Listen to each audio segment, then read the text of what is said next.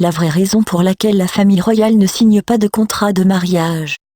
Bien qu'il semble que certaines célébrités hollywoodiennes signent des accords prénuptiaux aussi souvent qu'elles signent des autographes, ce n'est tout simplement pas comme cela de l'autre côté de l'étang, du moins, en ce qui concerne la famille royale.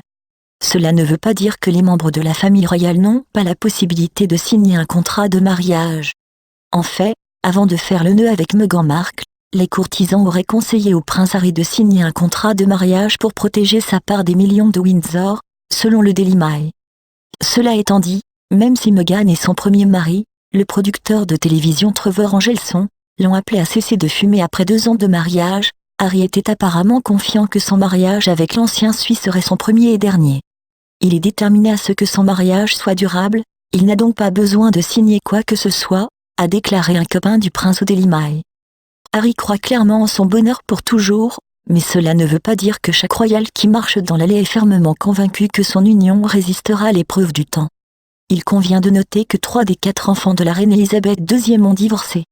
Si ce n'est pas l'idée de l'amour éternel qui empêche les membres de la famille royale de signer sur la ligne pointillée, quelle est la vraie raison pour laquelle les membres de la famille royale ne signent pas les contrats de mariage?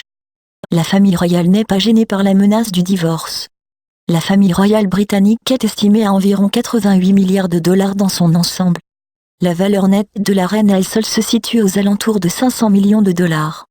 Inutile de dire que la famille est assez aisée, vous penseriez donc que la famille royale voudrait faire tout ce qui est en son pouvoir pour protéger ses richesses contre des étrangers qui pourraient potentiellement se marier pour l'argent. En fait, même si un royal et son partenaire ont signé un contrat de mariage, cela n'aurait pas vraiment d'importance parce que la majorité de la richesse royale et de leur résidence ne leur appartiennent pas, ils appartiennent à la reine. Cela signifie que, hypothétiquement, si Meghan Markle et le prince Harry décidaient de se séparer, Markle n'aurait aucun droit sur une propriété royale. Vous n'auriez pas besoin d'un accord prénuptial pour empêcher le château de Windsor d'être réduit de moitié en cas de divorce, car ce n'est pas celui d'Harry, a expliqué Duncan Larcombe, auteur de Prince Harry, de His Sad Story via Town Country.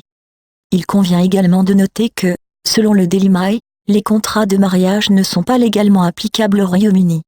Les accords prénuptiaux auraient été pris en considération devant les tribunaux, selon Larcombe, mais un divorce royal serait principalement traité à l'extérieur du tribunal, ce qui rendrait à nouveau un contrat de mariage hors de propos, via Town Country. La famille royale a tendance à tout régler elle-même. Meghan et le prince Harry n'étaient en aucun cas les premiers à avoir décidé de renoncer à un accord prénuptial. L'une des nombreuses choses surprenantes concernant le mariage du prince William et de Kate Middleton est que le duc de Cambridge aurait refusé de signer un contrat de mariage. Les parents d'Harry et William, la princesse Diana et le prince Charles, ont également choisi de ne pas signer sur la ligne pointillée. C'est pourquoi lorsque ce dernier a divorcé en 1996, c'était à la famille royale de décider comment diviser les choses. Selon The Telegraph, Diana a reçu une somme forfaitaire d'environ 17,5 millions de livres sterling et le droit de rester avec ses enfants à Kensington Palace, entre autres. Bien que cela n'ait peut-être pas été le processus le plus cordial, Charles étant apparemment plus qu'heureux de retirer Diana de son titre, la famille royale a réussi à comprendre les choses par elle-même. Dans l'histoire moderne de la famille royale, le divorce est décrit comme amiable pour des raisons de relations publiques, a déclaré l'expert royal Duncan Larcombe. La personne qui quitte la famille royale, ils sont juste soignés, et ces arrangements ne se font pas par voie judiciaire, ils se font à huis clos. Espérons que Meghan et Harry obtiendront leur bonheur après avoir suivi les retombées du Brexit.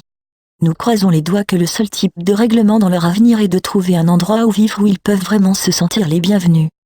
Merci d'avoir passé votre temps avec nous. N'oubliez pas de aimer, partager et s'abonner dans notre chaîne, pour ne pas rater nos prochaines vidéos. À la prochaine.